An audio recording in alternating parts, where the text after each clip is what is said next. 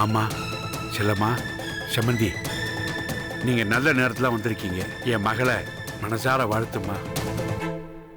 சம்மந்தி, உங்க ஆசீர்வாதம் என் மகளுக்கு எப்பவும் தேவை. ஸ்னேகா, அவங்க காலில் விழுந்து ஆசீர்வாதம் வாங்கிக்க.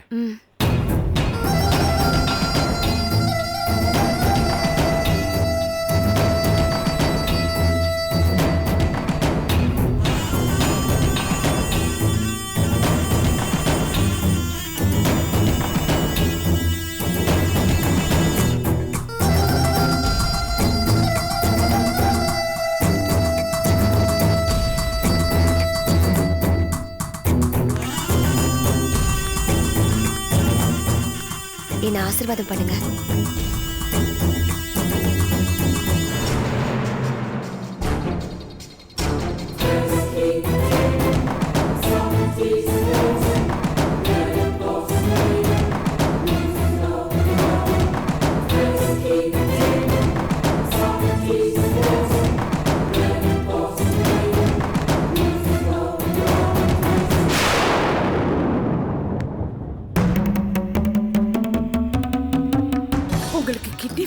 கேள்விப்பட்டு துடிச்சு போய் ஓடி வந்திருக்கேன். இங்க என்னென்னமோ நடக்குது. யாராவது பேசுங்களே.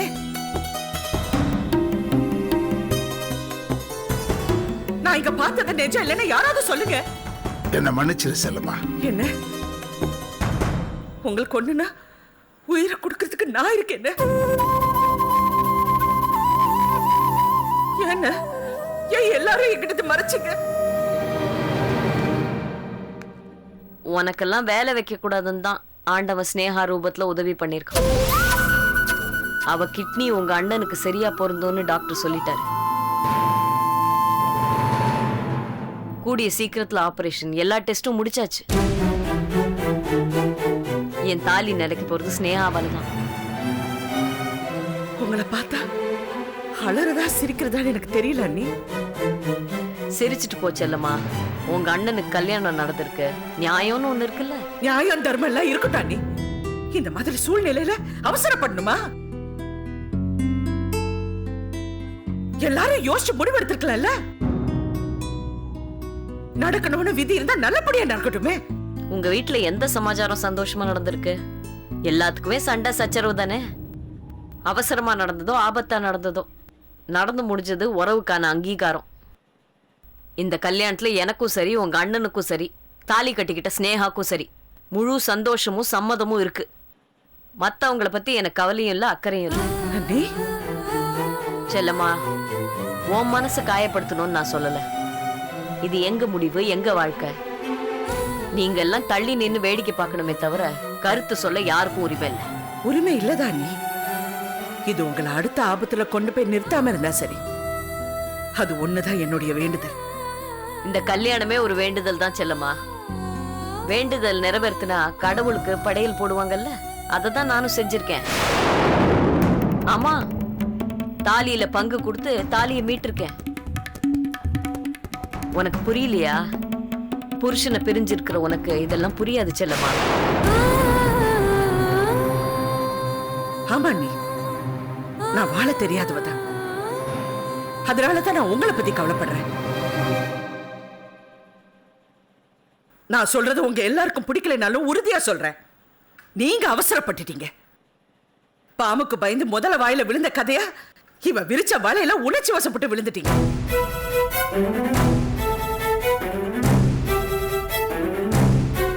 எப்படின்னு நீங்க எப்படின்னா இதுக்கு சம்மதிச்சீங்க? ஏன் நான் இல்லையா? உங்க உயிரை காப்பாத்த என்கிட்ட நான் கொடுத்திருப்பேன்ல. என்கிட்ட இருந்து ஏன் மறைச்சிங்க?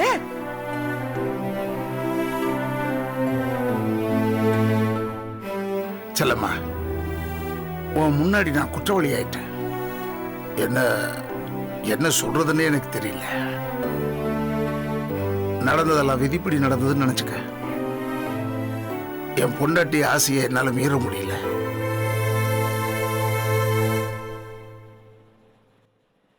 தயவு செய்து நீ போமா.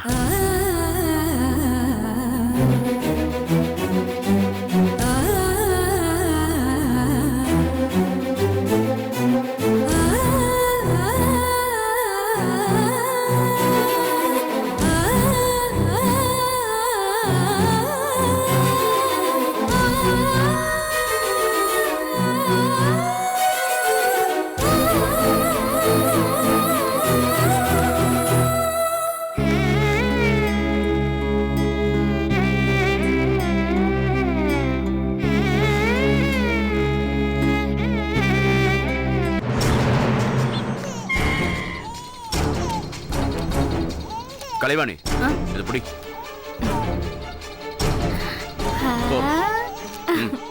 ரோட்ல போற மூணாவது மனுஷன் சொல்லி நம்ம குடும்ப விஷயத்தை தெரிஞ்சுக்க வேண்டியதா இருக்கு. என்னென்ன? பெரியவருக்கு எல்லாமே தெரியும், ஆனா சொல்லாம மறைச்சிட்டாரு. என்னப்பா சொல்ற? எனக்கு ஒண்ணும் புரியலையே. ஏன் இன்னும் புரியாத மாதிரியே நடிக்கிறீங்க? நான் அந்த குடும்பத்துல நடந்த விஷயத்தை பத்தி தான் சொல்றேன். ஓ, அந்த கடற்கரையா ஸ்னேகாவை கல்யாணம் பண்ணானே அதை சொல்றியா? ஆமா ஆமா, அவனுக்கு 20 வயசு, இவளுக்கு 18 வயசு. இளஞ்சோடி கல்யாணத்தை சொல்லாம விட்டான். அட போடா நீ ஒருத்தன். என்ன கடற்கரை மாமா ஸ்னேகாவை கல்யாணம் பண்ணிக்கிட்டாரா? ஆமாமா, அந்த மானங்கட்ட குடும்பத்தை பத்தி ஏன் பேசுறேன்னு சும்மா இருந்தா என் வாயை கலரிட்டாமா. அம்மா, அந்த கடற்கரையா கோமால இருந்து குணமான உடனே முதல் வேலையா போலீஸை கூப்பிட்டு வாக்குமூலம் கொடுத்து ஸ்னேகா வெளியே எடுத்துட்டாமா. வாக்குமூலம் என்ன தெரியுமா? அன்னைக்கு நம்ம பாரதியை காப்பாத்துறதுக்காக செல்லம்மா கிட்ட ஒரு பொய் சொல்ல சொன்னமே, அப்ப அவன் என்ன சொன்னா? ஐயோ, நான் ஹரிச்சந்திரன் பொண்ணு, நான் பொய்யே பேச மாட்டேன்னு சொன்னான்ல. ஆனா இப்ப என்னாச்சு? அண்ணன் அண்ணன் சொல்ற பாசமலர் அண்ணன் என்ன பண்ணான் தெரியுமா? அவன் போலீஸை கூப்பிட்டு என்ன கொல்ல வந்து ஸ்னேகா இல்லைன்னு சொல்லி அவளை வெளியே கூட்டிட்டு வந்துட்டு செல்லம்மா மூஞ்சில நல்லா கரிய பூசிட்டான். கடற்கரை என்ன பண்ண காரியத்துக்கு அக்கா என்ன பண்ணுவாங்க? நினைச்சேன், கழுகுக்கு மூக்குல வேக்கிற மாதிரி அவங்க அக்கா செல்லம்மாவை பேசின உடனே இவன் மூக்குல வேத்துருமே. நீங்க கொஞ்சம் சும்மா இருக்கீங்களா? அக்கா கிட்ட கேட்டுக்கிட்டா கடற்கரை போலீஸ் வாக்குமூலம் கொடுத்தாரு. தெரிஞ்சிருந்தா அக்கா தான் சும்மா விட்டுருப்பாங்களா? ஏங்க கொஞ்சம் சும்மா இருக்கீங்களா? உங்ககிட்ட இப்ப யாராவது கருத்து கேட்டாங்களா? நீங்க சொல்லுங்க சித்தப்பா. அப்புறம் என்ன, ஸ்னேகா வெளியே வந்துட்டா, கேஸ் ஒண்ணுமே இல்லாம போயிடுச்சு.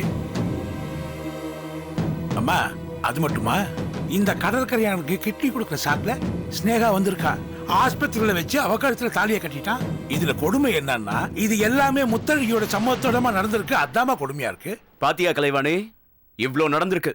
தங்கச்சியை சுட்டுக்கொள்ள வந்தவ கழுத்துல அண்ணங்காரன் தாலியை கட்டிவிட்டான். அப்ப அந்த கொலகாரி செல்லம்மாக்கு அண்ணி ஆயிட்டாளா? நல்லா இருக்குன்னு இந்த கூத்து. நம்ம பாரதிய கடத்தி வச்சுக்கிட்டு சட்டத்தை ஏமாத்த பைத்தியக்கார வேஷம் போட்டு அப்பனும் மகளும் என்னமா நாடகம் ஆடினாங்க. 5 லட்சம் சொலையா கொடுத்துதான் நம்ம பாரதியை மீட்டோம். இனி அவங்க கூட தான் கொடுத்து நடத்த போறாள் செல்லமா. இந்த அவமானம் தேவையா அவளுக்கு? பாரதிய பாக்குறேன், கொஞ்ச நேரம் இந்த பக்கம் வரட்டும், நாக்க பிடிக்கிற மாதிரி 4 கேள்வி கேட்கிறேன். விடுற, அவ இந்த வீட்டு வாசப்படியில காலை வைக்கட்டும், அப்ப பேசிக்கலாம். இந்த வயசுலயும் கல்யாணம் பண்ணிக்கலாம்னு கடற்கரையா முடிவு பண்ணிட்டான். அதுக்கு அவன் பொண்டாட்டியும் ஒத்துக்கிட்டான். இப்ப நீ நானும் பேசி என்ன பண்ண போறோம்? இல்ல சித்தப்பா, அவ கிட்னி கொடுக்கறேன்னு சொல்றதும் இந்த ஆள் வாழ்க்கை கொடுக்கறேன்னு சொல்றதெல்லாம் வெளி உலகத்துக்காக போட்ட நாடகம். உண்மையிலேயே அந்த ஆளுக்கு இந்த வயசுல ஸ்னேகா தேவைப்படுது. ராத்திரி பகல்னு அவ வீட்லயே கடந்தான்ல, விட்டு குறை தொட்டு குறை இருக்கும்ல, அதான் கோமால இருந்து தெரிஞ்சதும் தாலியை கட்டி ஸ்னேகாவை பக்கத்திலேயே வச்சுக்கிட்டான். என்ன ஜென்மமோ ச்சே. சொந்த தம்பி ஜெயில இருந்து தப்பிச்சு எங்க இருக்கான்னே தெரியல. இந்த நேரத்துல இவருக்கு இதெல்லாம் தேவையா? கடவுளே. இப்ப சந்தோஷம் ஐயா, நீ நினைச்சது நடந்துருச்சு இல்ல? ஏய் போடா.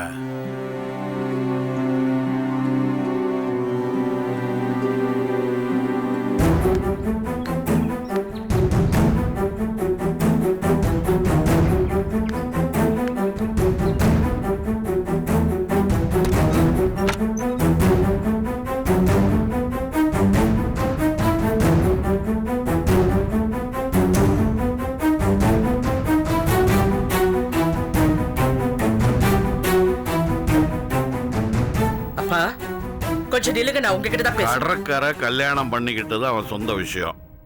அதுல நீ மட்டும் இல்ல, நானும் தலையிட முடியாது.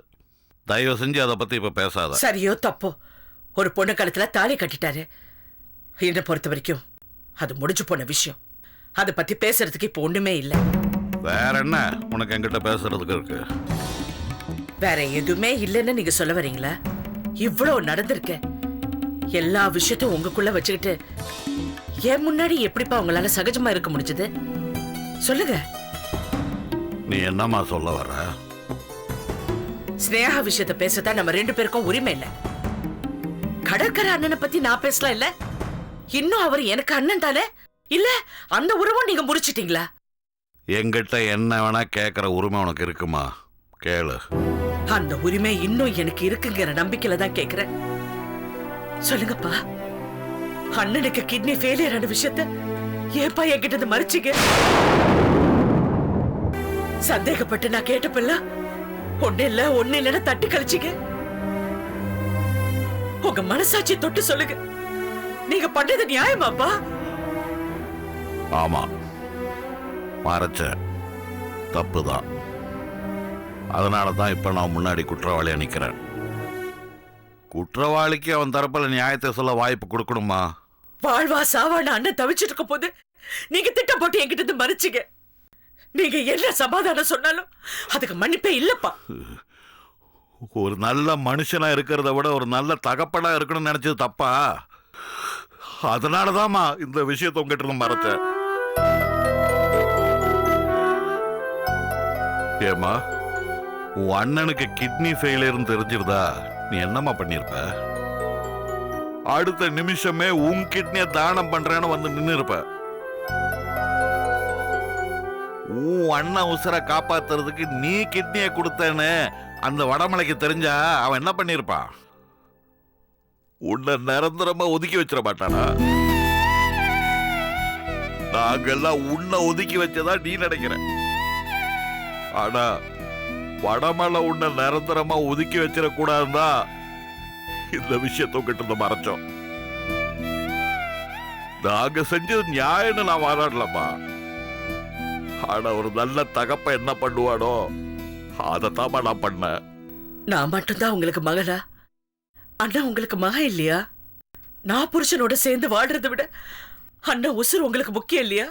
செல்லம்மாவுக்கு தெரியக்கூடாது. ஏன் உசுரை விட அவளோட வாழ்க்கை தான் முக்கியம்னு கடற்கரை சொன்னதுனாலதாம்மா. அதுக்கப்புறம் நான் என்னம்மா பண்ண முடியும்? நீயே சொல்லு. ஒரு பொண்ணு புருஷனை விட்டுட்டு தனியா வாழ்றது தப்புமா? உன் புருஷன்கிட்ட போய் சேர், உன் குழந்தையோட வாழ்ற வழியை பேர். ஒரு பொண்ணா அதான் உனக்கு பெருமை. உன்னை தங்கச்சின்னு சொல்லிக்கிறதுல எங்களுக்கும் பெருமை.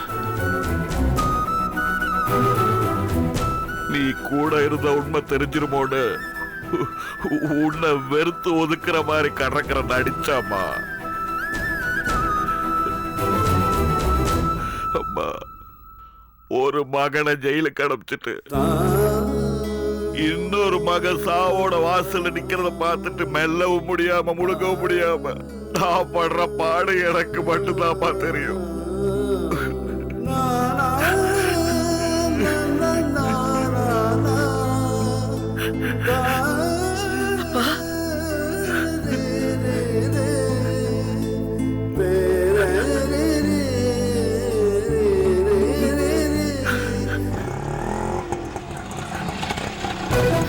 கொஞ்சம் வெயிட் பண்ணுங்க.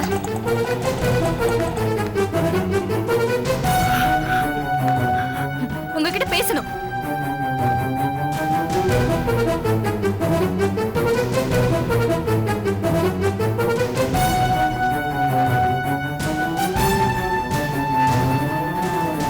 ஏன் இங்க நின்னு சத்தம் போட்டு பேசுற?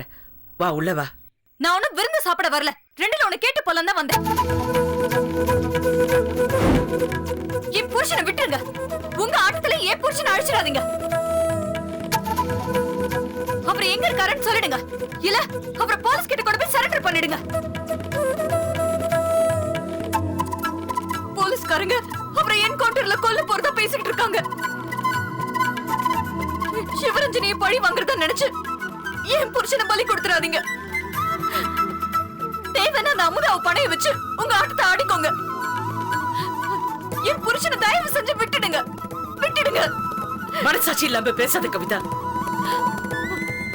அமுதாவையும் மணியரசியும் அசிங்கப்படுத்துற அந்த சிவரஞ்சனி பேச்ச நம்பி நீ என்ன வந்து சந்தேகப்படுறியா?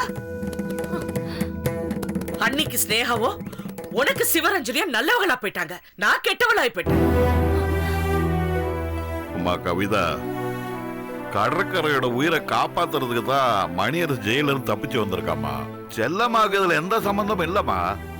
அந்த சிவரஞ்சனி இதே சாக்கா வச்சு நம்ம குடும்பத்துக்குள்ளார குழப்பத்தை உண்டு பண்றா. அவ சொல்றத நம்பாதம்மா. மணியரசுக்கு ஒண்ணும் ஆயிடாது, நீ தைரியமா இரு. உங்களுக்கு எதுவும் தெரியாது மாமா. உங்க மகளுக்கு தெரியாம அவர் தப்பிச்சு போயிருக்க மாட்டாரு. அப்படியே தப்பிச்சிருந்தாலும் இது வரைக்கும் இதோ இவங்க கிட்ட பேசாம இருக்கிறதுக்கு வாய்ப்பே இல்ல. இவங்க எதையோ மனசுல வச்சுக்கிட்டு அவரை மறைச்சு வச்சிருக்காங்க. நான் கடைசியா சொல்றேன், அவருக்கு மட்டும் ஏதாவது ஆச்சு அப்புறம் நான் சும்மா இருக்க மாட்டேன். நடக்கிறதே வேற.